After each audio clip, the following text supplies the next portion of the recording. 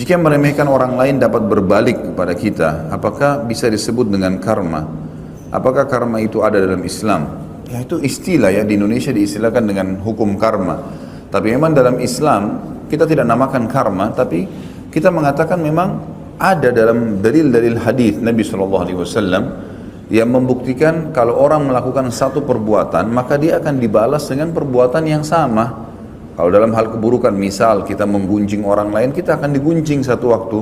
Kita memukul orang lain, kita akan dipukul.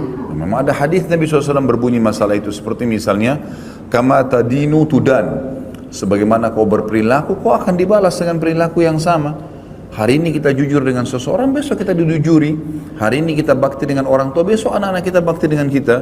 Kita setia dan dengan tulus dengan pasangan, Allah juga akan menjadikan pasangan kita seperti itu, dan seterusnya. Gitu kan? Juga sabda Nabi SAW, al-jaza min jinsil amal, balasan akan datang sesuai dengan kadar perbuatan seseorang. Juga hadis Nabi SAW yang lain cukup banyak berhubungan dengan masalah ini. Siapa yang berbakti pada orang tuanya, atau berbaktilah kalian pada kedua orang tua kalian, maka Allah akan karuniakan kalian anak-anak yang berbakti dengan kalian.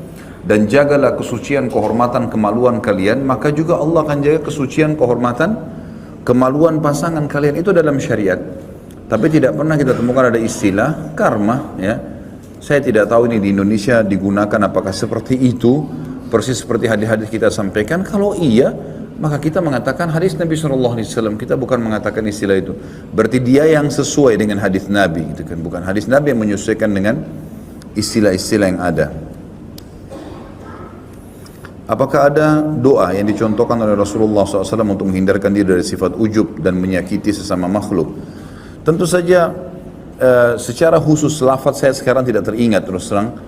Tetapi kita dianjurkan untuk memohon kepada Allah SWT agar dihilangkan dari sifat sombong, ya, sifat merendahkan orang lain. Seperti tadi saya katakan sifat syamata yang membuat ada doa Nabi SAW agar dilindungi dari syamatatil a'da, dari kesombongan yang diarahkan kepada musuh sehingga musuh mengalahkan kita, dan seterusnya, gitu kan. Sampai para sahabat itu kalau mereka melihat di dalam benteng musuh sudah mulai mereka mencaci maki Allah, mencaci maki Rasulullah SAW, mencaci maki Islam, maka mereka sudah mengatakan, maka mereka saling mengatakan berita gembira, kalian sebentar lagi akan menang. Karena mereka sudah mencaci maki Allah, mencaci maki Rasulullah, berarti akan ada respon yang sama, balasan dari Sang Pencipta Allah.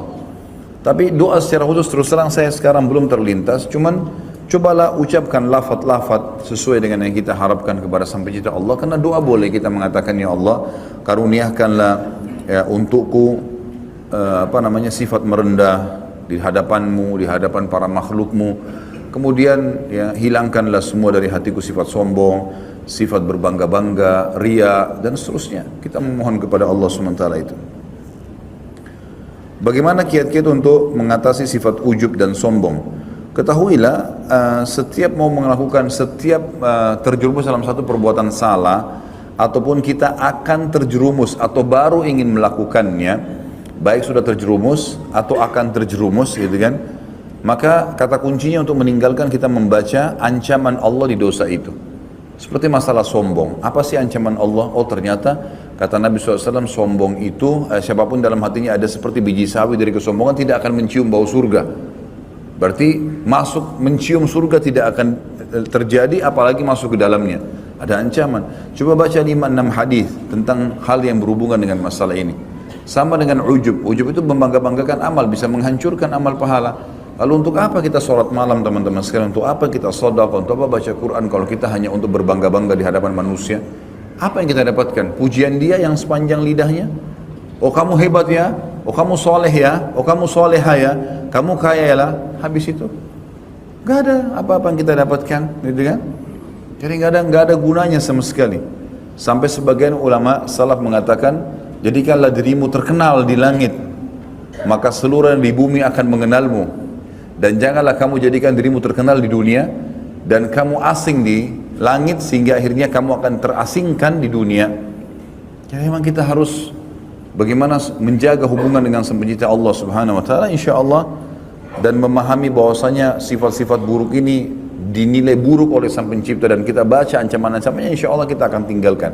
Sama dengan orang kalau berzina, orang bohong atau apa saja, baca ancaman Allah di dosa itu insya Allah kita akan tinggalkan. Karena wahyu berbicara dengan hati manusia. Allahu a'lam.